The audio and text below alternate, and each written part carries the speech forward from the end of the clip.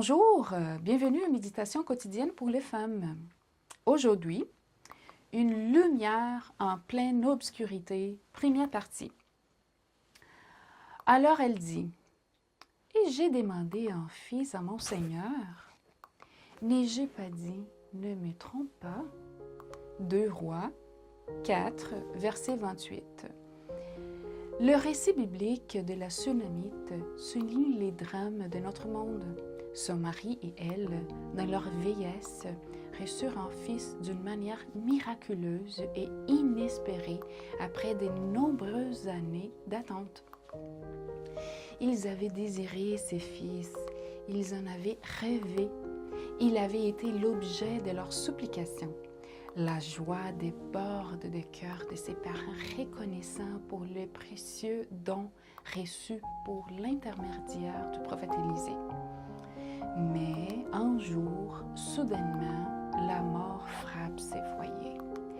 Elle le prive en un instant des temps de joie en élevant aux parents la présence de leur petit. Les désespoirs, l'incompréhension, le chagrin poussent la mère à demander des explications. La raison humaine ne parvient pas à percer le mystère qui entoure les voies de Dieu. Son âme est dans l'amertume, dit le prophète au sujet de la Sunamite. Après avoir fait tous nos efforts humains, nous comprenons qu'il ne nous reste plus qu'attendre l'intervention divine pour résoudre de façon parfois incroyable les conflits entre la vie et la mort. C'est une expérience qui remonte bien loin dans l'histoire, mais peux-tu t'identifier à certains de ces personnages? As-tu passé ou passes-tu par des moments si lourds que tu n'arrives pas à les comprendre?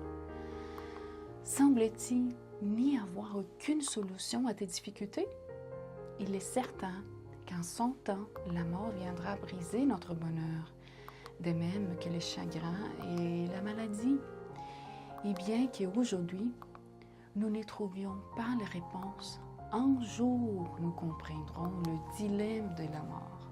Un jour, le mal prendra fin et nous vivrons avec Dieu qui nous a créés pour jouir d'un bonheur éternel.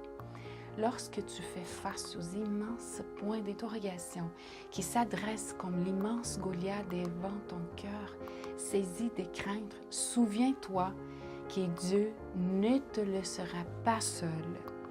Plus la tourmente est l'obscure, plus nous avons besoin de la lumière divine.